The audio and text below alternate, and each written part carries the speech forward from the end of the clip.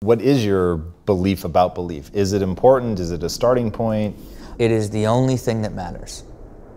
It is literally the only thing that matters. Because your experience, how you build something, what you learn, whatever it is, anything that you achieve, it is literally only based off of how much you believe it's going to happen. Goals and all this stuff, all it is breaking it down into micro actions for you to understand it and believe it, right? Because at the end of the day, it's only people that lose belief that quit. Everybody, welcome to Impact Theory. You're here, my friends, because you believe that human potential is nearly limitless, but you know that having potential is not the same as actually doing something with it. So our goal with this show and company is to introduce you to the people and ideas that will help you actually execute on your dreams. All right, today's guest is an entrepreneur and media superstar who managed to turn a career as a professional skateboarder into a multi-million-dollar empire that spans real estate, shoes, food, alcohol, entertainment, and several other verticals. Not bad for a kid who dropped out of high school at the age of 16, moved west for the promise of $1,000 a month, and spent most nights drinking and smoking weed until at 24, his sponsors thanked him for his service and told him that they believed that the best years of his life were behind him.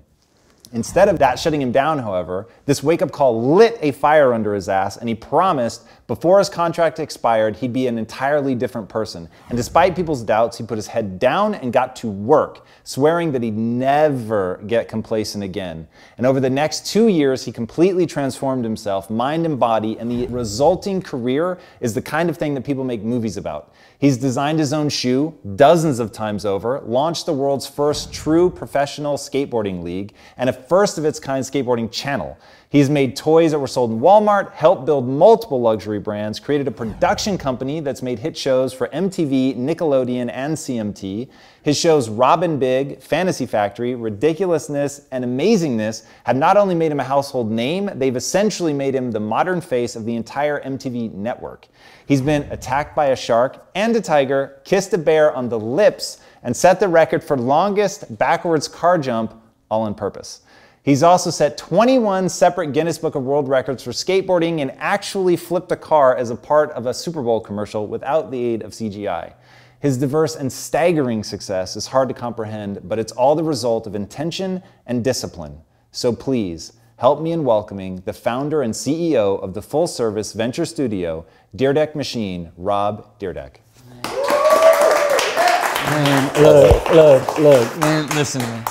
Half of why I wanted to come here was for how epic the intro was. And I really thought to myself, like, man, he's gonna give me like a really cool intro. I'm gonna be psyched. I can't wait to see it. I love that about the show. And it was literally 1,000 times better than I even expected. So thank you, man, thank you. Thank you, dude. So literally the show is about bringing on people that inspire me. So writing the intro, while the longest part of the process probably is, it is that moment where I really like get to capture what it is that made me want to bring the person on. So what you've done is pure insanity. My wife and I have spent many an hour watching Fantasy Factory. And actually when I left Quest and I finally had the money to do whatever I wanted, we originally were, instead of building it in the house, we were gonna get like this crazy thing. And we said, all right, code name Fantasy Factory, like what do we turn this into? So that is still something that I would love to do. Should have done it, man. I just feel like your version of a Fantasy Factory would be incredible, you know. It would be a lot of fun. And you gotta think, like, I move at such a pace that even hearing so much of that stuff, I just forget. I forget about the depth of a lot of the things that I've done throughout the time, because I almost only have memory in like 3-year chunks at a time. From doing so much different stuff. And when I hear about the idea of flipping cars and breaking world records, jumping cars backwards and getting attacked by sharks and tigers, it just makes me feel so warm inside, you know?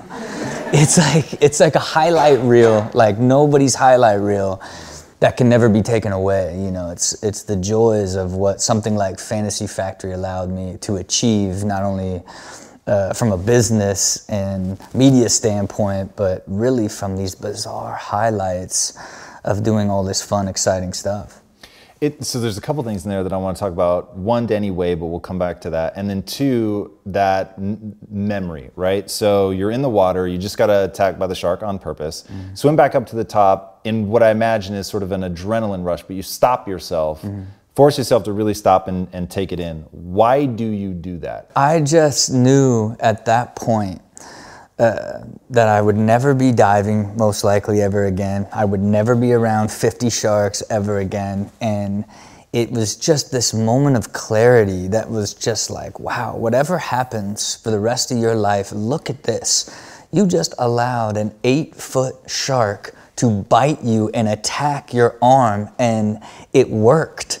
You know what I mean? It's like, before I got in the water, it was like, this is so dumb. Like, why would I even want to do this? I'm going to lose function over this arm for this television show. And at the time, you know, they were saying they didn't like any of the cuts and weren't going to air it, right? And so it was even that much more stressful of like, I'm going down to get attacked by a shark all for nothing, right? It was sort of the intent of it. And I think that moment of clarity just allowed me to soak in a moment that I didn't want to forget ever again, you know. And I think from time to time on really, really big moments, I'm able to really settle down into the present so deeply that it becomes ingrained forever, right? Versus where I'm so used to being surface level, like moving at 100 miles an hour, achieving vision and goals, as opposed to settling into moments from time to time that are super important, i.e. having my first child. When I got married, I was able to just sink into it so deeply that every single moment of getting married is so vivid to me, you know, and I think it's luck that I did it in certain times. Other times it was the type of moments that you don't ever want to forget, and you have to purposefully put yourself there in a deep level to remember it. Otherwise, you're just getting through it. And do you say in those moments, like, really just slow down, stop, look at it? Like, how do you make sure that this is one you're going to hold on to? Yeah, I literally, like, stop myself and talk to myself. Like, just there's, you know, I would almost consider it a level of presence I think people probably find in meditation, right? Where you just ground, you get grounded much more, you know, and I just purposefully ground myself with the intent of remembering it, which basically subconsciously like hits record almost, right? It's a different sort of level, and I just don't think you can do it without doing it purposefully, you know. So you and I share a sort of weird memory trait, which is I've always looked at it as I live in these 10-year chunks, and I have like this sort of 10-year phase that I remember pretty intensely, but even that, it sort of dies off, so that the 10th year I remember a lot less than year number 1. And at first it really bothered me because I would forget a lot of cool shit. And then I realized this is actually really beneficial, because the things that I see other people hold on to, I don't hold on to them just because they dissipate so rapidly in my memory. Yeah. Do you cultivate the like, this is one I want to lose as much as you cultivate this is one I want to hold on to? I don't think so, but I call my lack of memory the gift and the curse, right? It can come back and jam me up where I wish I would have retained certain things and turned them into habit, if you will. But God, it's a beautiful curse. I mean, I live without failure, you know what I mean? Like, I live without regret, without pain, without any of the stuff like behind of all the stuff that I went through. It bleeds away so easily for me, you know? So I don't do it purposefully. And, you know, certain things may trigger more painful stuff as they're fresher, but eventually I don't remember any of it. But it also forces me now to stuff that I really want to retain, and especially turn to habit, which I think is probably the most difficult transition of experience, of how do you take something good or bad that you've experienced and then apply the lesson from it, and now in a consistent way. I think, again, for that aspect, you have to like recognize it, identify it, and then begin to use it with intent, you know what I mean, in order to have it sink in. Going back to the other thing I want to talk about from that, Danny Way. So for those that don't know, Danny Way is a skateboarder, amazing skateboarder, jumped the Great Wall of China, which you were there for. Yeah. That was pretty crazy. That whole documentary was mind-blowing. Yeah. But you've talked really eloquently about the fact that, like, he doesn't have a fear, like, ability to really recognize fear. Yeah. Talk to me about that, and then I want to hear how it, because to me, like, the way you feel about Danny Way, I feel about you, just from a skateboarding shark attack perspective. Yeah. So. No, I was scared. You know what I mean? And it was like, I look at that as, look, here's the delineation between me and him. where I need to add up all of these things to fight through the fear, right? I need to have all these stakes connected to it. Like I was, getting attacked launching my toy line in Walmart, doing a television program for Walmart, and launching this brand new season, brand new show to follow Robin Big, right? It was like the stakes and the calculation and that's what drove me to that level to be able to execute, and where I feel like he's just really doing it out of like the passion for the accomplishing it. That's really interesting, and I'll be really interested to see how that plays out in other areas of his life, like if he's able to bring that play and innovation, so one thing that you've described as being somewhat unique to skateboarding, but it seems like you're doing as an entrepreneur, is skateboarding allows this progression, right? You learn one thing, it stacks. You learn the next, it stacks on that until you're doing, crazy tricks like Danny. Do you see that as having correlates in entrepreneurism, and what is that notion of progression?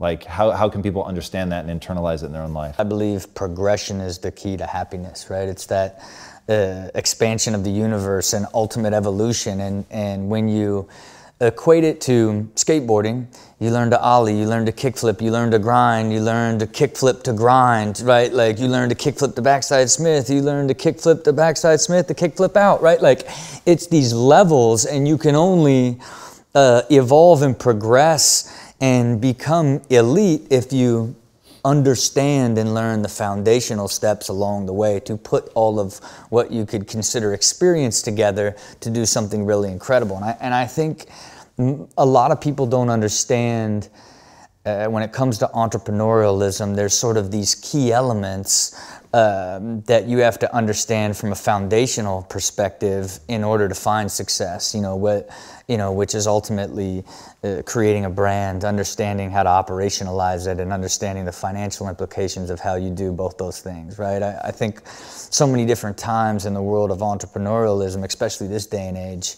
it's idea-driven, right? As opposed to the battles won or lost and how it's operationalized, and then ultimately the unit economics behind the idea, right? I think that's one of the biggest things that's overlooked in the space, especially this day and age of so many people having an idea that they think can be a successful business and wrapping some sort of service or need or disruption around that idea without clearly understanding how to evolve that into an operationalized business that makes money. It's a huge gap, And has your career followed that kind of trajectory where you feel like, okay, in the early days I learned this, and then that helped me understand this, and then now at this phase in my career where you've talked about you're going into the forever part of your career, right? Both with your house and with sort of post Tony Robbins, which we'll talk about because I was so fascinated to see your response to him, which is exactly my response to him.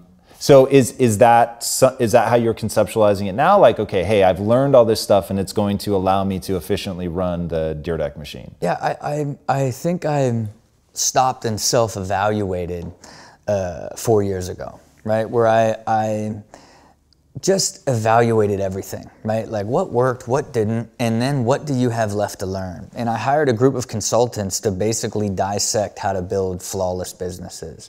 And then along that way, by basically spending almost a year developing the system of the Dyrdek machine, it was really like going to college from the operational and financial side, right? Because I already had a deep brand mind. What that process allowed me to do is basically systematize it in a way that I could now look deeper into a brand and how to simply put the pieces together to put a soul into that brand. I had to learn the depth of operationalizing a business because I didn't live on the operational side and I don't like it, right? Just don't like it. And from the financial perspective, I just never got deep into it. I always had somebody handle it for me. And it required spending years of learning brand mastery through my lens, operational mastery through my lens, then financial mastery through my lens, that I could then create a theory by which I approached venture capital, right? And inside that I learned that the type of individual I need to do the business with, the clear path to sustainability I need to see inside a revenue model that's tactical and believable. And then ultimately, from an operational side, is it doable, and can you scale without the operational side needing to scale along with it? I think these now become these sort of cornerstones that I triangulate opportunity off of before I then look at it. Is it disruptive? Is it solving a need? Is it being reinvented in the right way by the right individual?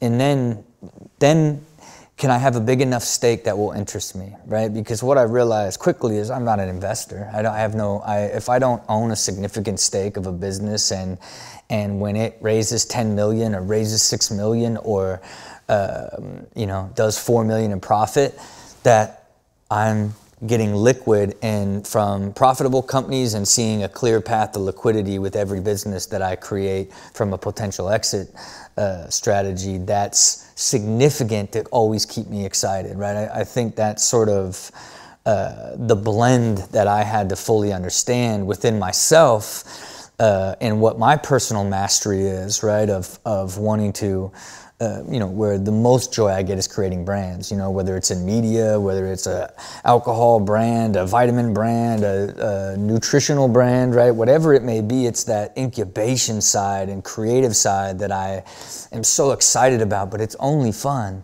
if it goes like this, right? It's like the business that you stumble out the gate and then you're in no man's land, and then it's like, when do we let go of it? Like, even the emotional side, I had to learn to, if my passion is creating successful, sustainable businesses, you also have to detach yourself from being emotionally invested to everything that you do, and analytically decide, did you achieve what you intended out of it, and when is the ROI on your energy just not worth it any longer, right? And I just think that all of those things need to be systematized based off of your own personal needs, your own personal mastery, your own personal chase of energy.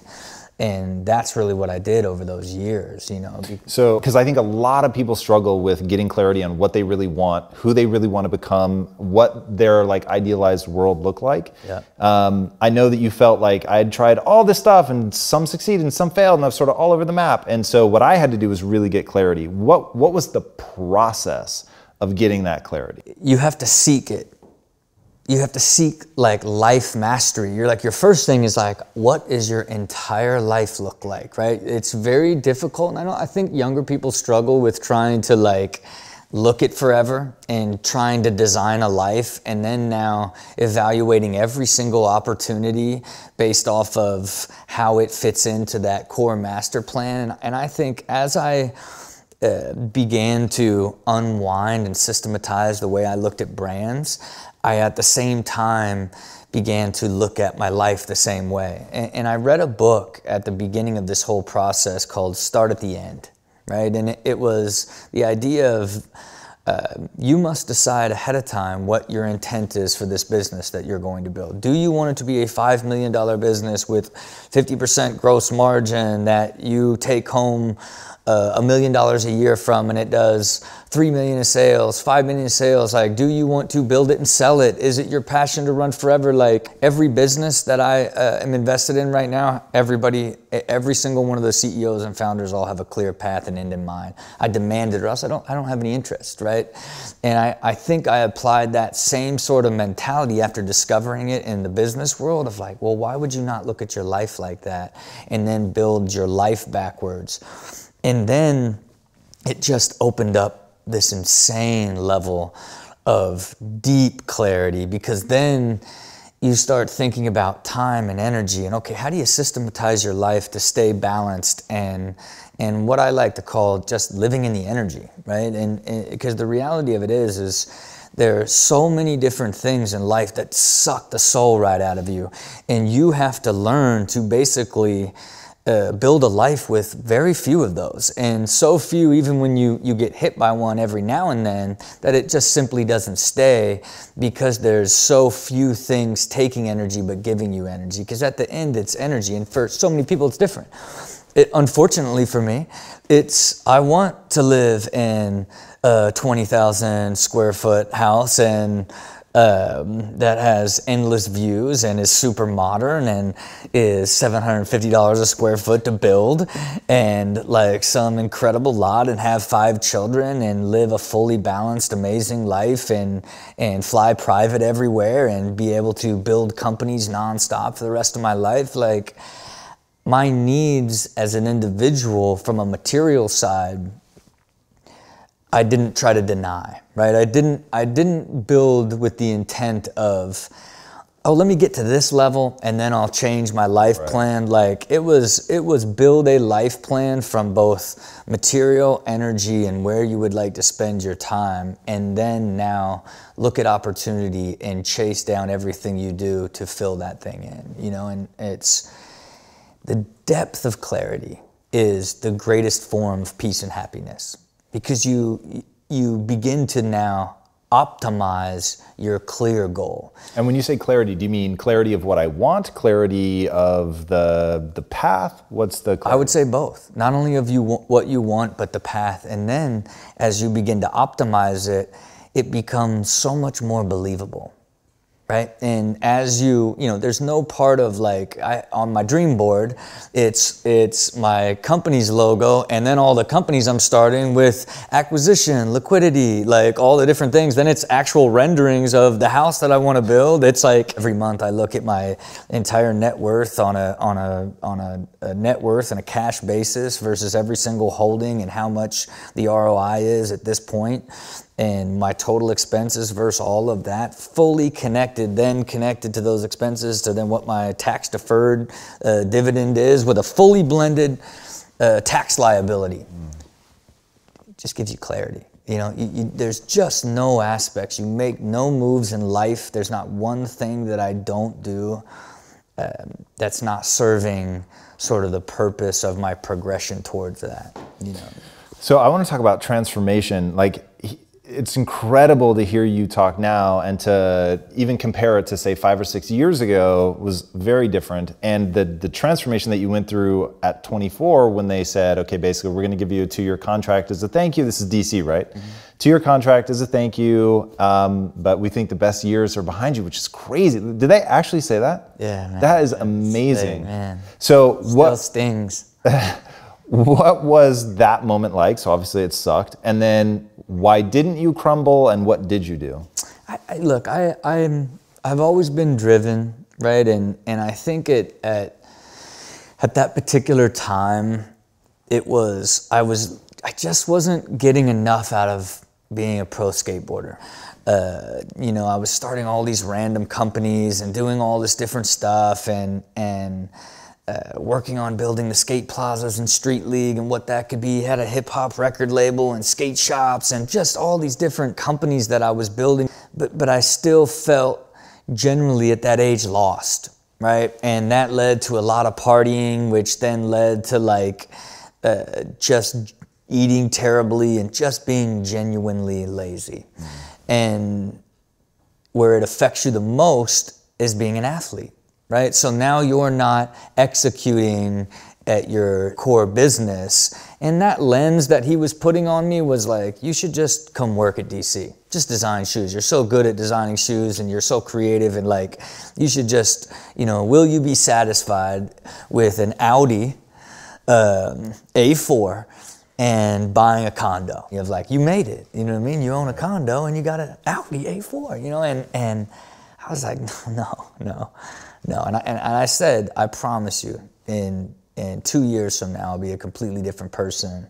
And I'm not even gonna say it, I'm just gonna to prove it, you know. And that was, you know, truly all the fire that I needed to, like, you know, get kick-started on you need to take control of what your opportunity is, and make sure that you focus on skateboarding, as it will allow you to maximize all of your other ambitions long term, you know. And so then what's that process? You put your head down, you get to work, but I know that you reached out to a hypnotherapist was like step one. Yeah. So what was the thinking? Why hypnotherapist? What'd they help you do? I think at the time like in theory, I was beginning to focus and skate a ton, and I was skating in contest, right? So I sought out a hypnotherapist that had worked with Phil Mickelson to win a major in pro golf, right? And so the idea was that I was just going to go in there to help make me more consistent under pressure, right? Based off of that. But he had written a book called Hyper Success, the great Dr. George Pratt, and he was like, look, can we test first if you believe, like, subconsciously that you're meant to have great success? And I was like, oh, of course, yeah, let's get to the root of this. And what is your belief about belief? Is it important? Is it a starting point? It is the only thing that matters. It is literally the only thing that matters. Because your experience, how you build something, what you learn, whatever it is, anything that you achieve, it is literally only based off of how much you believe it's going to happen. Goals and all this stuff, all it is breaking it down into micro actions for you to understand it and believe it, right? And I think, you know, there's two levels of it, right? It's why I love, from a business side, having tactical revenue models that show you step by step, we can grow this many units by this many months and this many doors over this much time. That's believable to execute. That's why goal setting in a specific way means so much, right? But at a 30,000 foot level, you know, from a mentality standpoint, that unwavering self-belief is what I look for in people I partner with, because that's allows you to micro fail and take big losses and take them as lessons and just move and chase down and constantly be doing micro pivoting to achieve your bigger vision or your big goal, right? Because at the end of the day, it's only people that lose belief that quit. And belief gives you so much energy. And again, why when you begin to tie all these things together, especially from goals and planning aspect, it's easy to weather storms when you understand, okay, I've got to move around to get to the next pillar of this goal, rather than thinking like, none of this is going to work type of mentality, you know. But it is the hardest thing to teach, right? I think it only comes with, I had so much success so early on, and all of my big risks that when they didn't work out, other big risks worked out behind it. There was this layering behind it that created such a deep self-belief that you have incredible patience, right? You have a deep understanding of who you are personally and what your bigger goal is, and what you're setting out to achieve that you may not be able to articulate or make others fully understand, right? And I think it is what I seek the most in everybody that I do business with, right? That at least one person whose mind and eyes and soul is behind this idea that has that deep, unwavering belief, because that's what it takes to truly find success, you know? I love that. You call them do-or-diers. Yeah. So other than belief, what is a do-or-dier? I tried to identify it of sort of the core values of individuals that are like me, right? And one, it starts with being passionately compelled, right? Where your fire comes from the desire that you have to realize the passion. You're more compelled to execute it. You're not proving someone wrong or looking for some sort of material aspect of it. It's really more who you are as an individual. I think you have to know what you're great at and know what you're not great at in order to assess and put the right people to help you achieve anything that you want to achieve on any level, right? So honestly, in the sense that you're being realistic about, I suck at this, right, but also I'm really good at this. Right. It's okay to be very self-aware at how good you are at something, but it's, as long as, you know, the great, super driven people tend to believe they can be great, they would be great at everything if they just spent the time learning it or knowing it, right? And I think it's the self-awareness idea of like, you know what you're really great at, and you have the ability to find people like you in identifying to fill the gaps that you don't have. You know, how do people get self-aware like that though? I think it's a certain type of person that can even get there, right? Like if you're not someone that's trying to evolve and grow and have sort of that idea of wanting to progress and become a better version of yourself and beginning to like self-analyze in a positive way, I don't know if you can. I think if you're profoundly grounded, you just, you don't like float away with the highs and you don't get broken by the lows, you know, and I think you understand that it's all part of the process, and it allows you to be what I like to just call a good person. You know, at the end of the day, you just want like good people to do business with, and when you win and do stuff and meet, you just want good people, you know, and I think that's kind of what that core value for me on what it was, on why, you know, at the time when I was really dissecting, like, let me understand the individuals, who I am and then who I want to partner with. People don't talk often enough about when creating a business, there are thousands of layers, man. Thousands of layers that on a daily basis you are making all these micro decisions and choices that a lot of times have to be generated off a gut and feeling by the direction of it kind of being off to you, right? And there isn't as simple as you can make a perfect plan, but you still have to be relentlessly evolving inside that entire thing, and I think someone that constantly is looking at how to optimize stuff has that sort of mentality. And the final one to me is like relentlessly consistent, right? It is like this is who you are and how you are.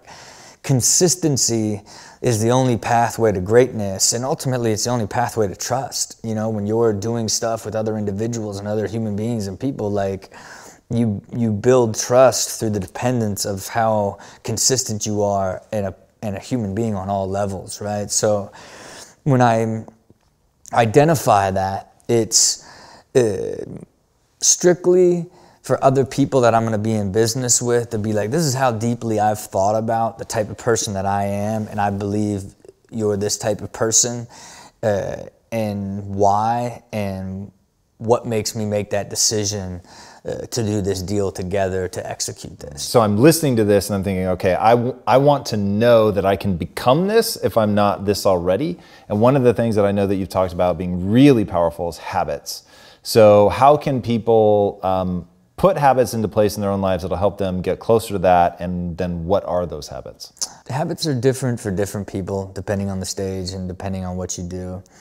But I'm big on systems. I just think, like, if you don't have deep structure and systems, and you create some sort of quantifiable accountability for what you want to evolve into a habit.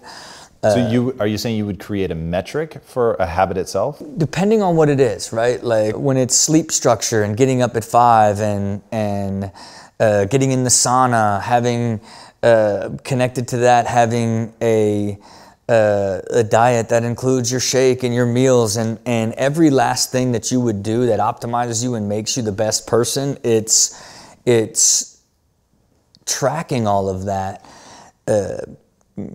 has something for you to answer to, but then ultimately helps turn all this stuff into things you don't have to think about anymore. You know, and even for me, like, rather than like hope that I find balance, I have deeply structured balance, you know, in the sense of how I run my days and how I run meetings and time around that, how I schedule the time and systematize time with both my wife and children and free thinking and all of these different aspects of what I need. And then I live free inside that structure, right? And to me, the less you have to think about, the better things you can turn to habit, right? And habits just aren't like, oh, I want to start doing this, how do I do it? Like, it has to be like done for a while, fail, done for a while, then, like, it has to be in And literally, you know, that's why I love the book, The One Thing, is like, if you can identify just one thing at a time that you want to rip through, and do it so much that you just don't have to think about it again. And I think someone that's naturally optimizing in life and getting better and better, you end up turning all this stuff that you had to force into habit, that's just now a part of how you live. You know, I think even, you know, for 2 years, I would get up and every day I would rate how motivated I was, 0 to 10. And where it became so profoundly effective for me is what I realized is anytime I was under a 5, I would look at the world half empty, right? So in those like mindsets, you pick apart every decision, you just hate you just literally like everything annoys you, right? And anything above that, like you could take with a grain of salt regardless of what happens. And by just doing that exercise, it made me be able to identify the things that were sucking the energy out of me and driving me below. And I was able to slowly evolve those out of my life to where eventually I just don't ever wake up under a 5. I just don't, right? Because of the way you've constructed your life. The way I've constructed my existence, right? All the way down to how I live and everything. And that sort of clarity that I spoke about and understanding was a major part of that, right? That led to understanding and identifying like all these things that took energy and mind share from me that brought me down there. And again, it was the process of self-evaluating and learning and developing that life plan and business plan, all that stuff in the same sort of timing and framework added to this entire collective life existence, if you will, that's built around what you get energy from, right? But all of that required understanding it and having quantifiable data, even if you're qualitatively attaining the data, it's still the number that you get to eventually be like, I shouldn't even collect this anymore, right? At one point I was also doing calories, and then I had these incredible charts where I would track how many hours I worked, how much I spent on my health, and then how much I slept and then did regular activities. So I had this incredible data, and I was trying to correlate that motivational number each morning, and I would then at the end of every day, I would do qualitative 0 to 10 on how I felt about work, health, and life, right? And all that did was make it incredibly clear that there's like a handful of things that you need to systematize and turn to structure and get clarity on, and you wipe away ever even needing to chase this data. It's just a little bit of discipline and some clarity in a couple key aspects, and you can be free from even needing to go this deep. So, well, can you give an example? Because I actually find it really interesting, and I really hope people at home are listening that you were generating the data. So it'll be interesting to see how you've moved past that, but you're generating these data points, you're dropping it into Google Calendar. If I remember right, your system turns it into these Google Docs, and you can actually like graph out where I'm feeling low, where I'm feeling high. Okay, I make this adjustment. You're correlating your arcs with where you're at in life and what you're accomplishing. Like that level of specificity, by the way, gets lost in your persona, because your persona, of course, is like the over the top, right? Exactly. Out here partying. And so talking to Drama, it was like, he was like, no, motherfucker, like this guy works. And obviously with how successful you've been, that wasn't surprising at all. But it's like, I think people will lose that very, very enlightening message, which is what worked for me was massive amount of clarity, plan, data point, even like, I love the way you threw it out, just like, oh, even if you're getting it qualitatively, you can still get like these data points. I thought, geez, this is like actually really fucking brilliant. If people are actually listening to what you're saying, we're sure it's a qualitative point, but now I have an objective data point. And so I can begin to build this map of, am I going where I want to go? And hearing that level of detail, then it becomes clear how you've been able to achieve everything that you've been able to achieve. And I heard one time about Jeff Bezos, the founder of Amazon, somebody was like, oh, can you like do an interview or something? He's like, I'm trying to optimize my toothbrushing routine. I don't have time for that, right? Like he's trying to eke every like grain of opportunity out of every second that he has. Yeah. And I feel that in your system as well. So now tell me, what are the things I can structure to not need those data points?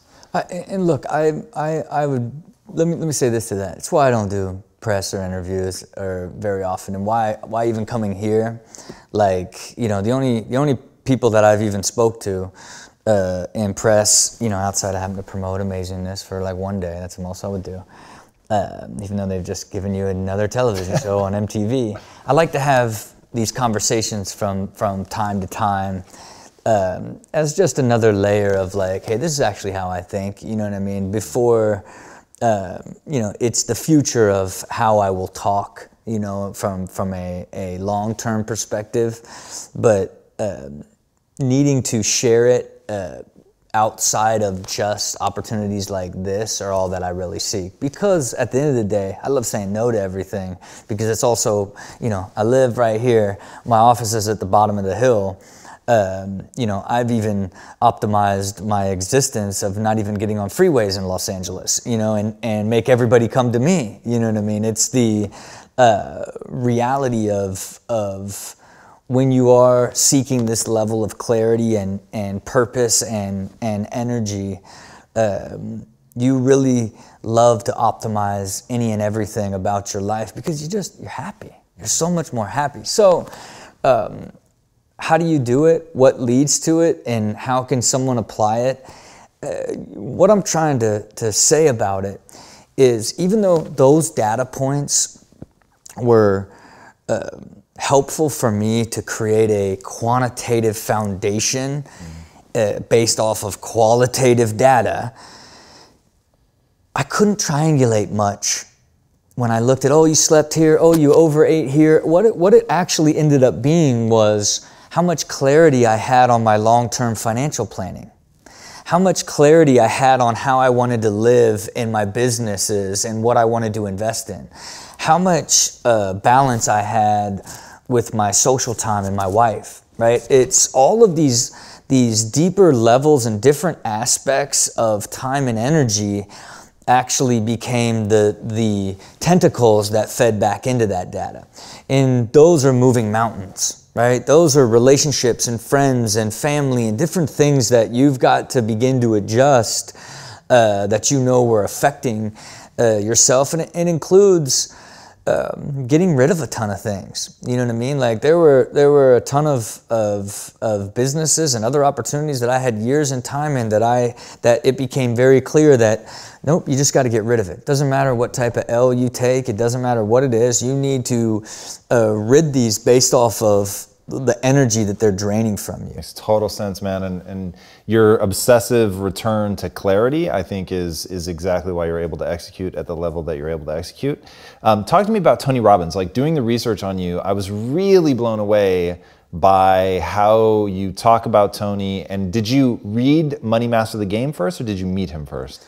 So he had reached, I didn't really like study anything. I'd never been to like one of his seminars, never even knew much about him, right? I think like the mythical side of kind of who he was, I would say that sort of prejudged side of like what you think he was, up until maybe the last couple years when Money in the documentary and all the different stuff, where you really understand like, God, he's like a real master.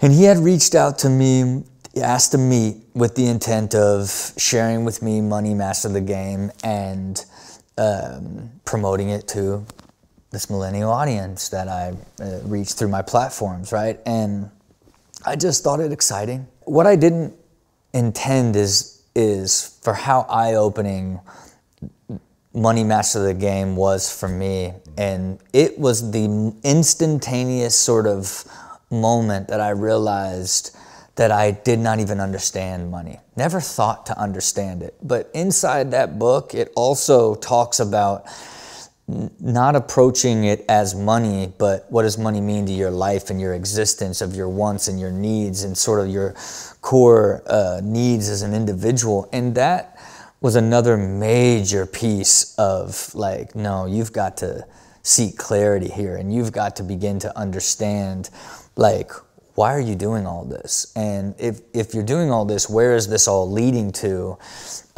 Because I used to say that I would be doing a 1,000 different things in 1,000 different directions, right? And you kind of end up standing so many different things that you almost stand for nothing type of thing. And that even same sort of mentality now is on a micro level. And that meeting with him and reading that book literally like unlocked the beginning of building this entire life plan and stop looking at the idea of you have a life and you have business. That meeting with him like drove me into like start looking at everything holistically and truly changed my life forever.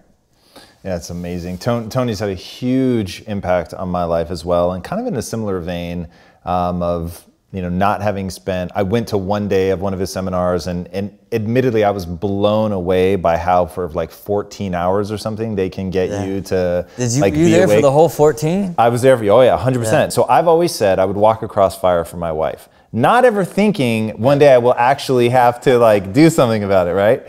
So then they say, oh, he invites me to the thing, because he'd come on the show. And comes on the show, he's like, hey, we're gonna be doing this event, you should come be my guest. And I was like, oh my God, like I'm not gonna pass up being Tony Robbins' guest. So I go to the event, it culminates with a fire walk. So literally like walking up to it, I was like, there's no universe in which I don't walk across these fucking coals. My thing is, what it gave me was a sense of importance. There were stakes. And so now I could say, like with certainty, I would walk across fire for my wife because I actually did it. And the only reason that I didn't stop myself saying this doesn't make any sense, like why am I doing this, was because I said that I would do it for her. Is there anything more beautiful than love? You know what I mean? Because I think at the core of even my clarity is that I have great love. It's like I truly am married to my soulmate and the person that I was destined to build a life and family with. And I really just don't believe without that piece that I would even come close to achieving this level of clarity and purpose either, right? It's that one great X factor that I had to prepare myself for, in the sense that I took a step towards changing who I was as an individual and building a life that would fit the person that I believe that I would want to share the rest of my life with, rather than waiting to meet someone that would change me into that person. I actually took that step forward in that same sort of time and became very committed to like creating a life built for great love. And then found my wife shortly thereafter. So interesting. So you said that rather than waiting to find somebody that would change me into that person, I did that work ahead of time. What was that work? Because man, if somebody's watching this right now, they're thinking, oh my God, like I want to do that to make myself available to that person, or at least useful when we find each other. Like, are there any sort of nuggets you can share around what you did? I just built a respectful, clean life. That was... It's really when I started to stop going out, and even how I approached relationships. Like I stopped every relationship was like, if I don't think I can potentially marry you, I'm not going to invest the time or energy. I want to begin to build a life that when someone shows up, that the track record of how I've been waiting and building this life from just the way that I took care of myself to the way that someone would fit in it, the way that I would act, the things that I would do, the hobbies that I would have. I think I just started first with like, if I was the perfect boyfriend or husband, how would I be living?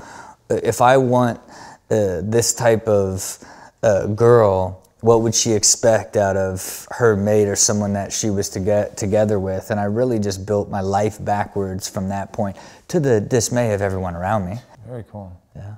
All right, before I ask my last question, where can these guys find you? Look, man, most likely you're going to find me on MTV on repeat. The core of my business, the Dyrdek Machine, and all of my ventures and all that stuff kind of live on there, of sort of the epicenter of where they all lead out to. And then, of course, Rob Dyrdek on all my social medias, where sometimes I'm active, sometimes I'm not. But really, most likely you're going to find me on repeat on like a Saturday afternoon at 11 on MTV. Nice. All right. What's the impact that you want to have on the world? You know, it's a pretty profound question to ask somebody, I think, you know, and I would hope that when it's all said and done and one day I put all this thought into a system, that it would ultimately help create a pathway for people to learn to master themselves and build a life system that leads them to predictable happiness. You know, I think at the end of the day, creating some sort of program or outlet to be able to achieve that would be what I would like to do long term, you know. Amazing. Awesome. Yeah, Rob, thank you so much for coming on the show. All right, guys, I really, really hope that you were paying attention in that episode. One of the things that I find the absolute most fascinating about him is you can get lost in the mania of all the things that he's done, from intentionally being attacked by a shark and a tiger to all the different businesses that he's built. It literally is staggering. But if you listen to what he's talking about, and especially listen to that part that he was just saying about what he would teach his kids, how to set those micro goals so that it's burning into them the sense of, I know what I want, I have clarity around that, and I know what I need to do, I have clarity around that, and then it's just about executing to get to that point. That is, to me, exactly what it takes to get the things that you want in life. You've got to have that clarity. And so that is, to sum him up, to sum this episode up, everything just revolves around that level of clarity, knowing exactly what you want, how to get it, and then making sure that you go after it and do it. All right, if you guys haven't already, be sure to get clarity in your own life. You thought I was going to say subscribe, but get clarity in your own life, motherfuckers, so you can go out and crush it. And if you haven't already, be sure to subscribe. And until next time, my friends, be legendary. Take care. All right, thanks, What's up, Impactivists? If you've ever failed your New Year's resolutions, we've created a free guide just for you, the Resolution Reality Checklist. It teaches you how to write smarter resolutions that you will actually crush this year. You can download it today at info.impacttheory.com/resolutions.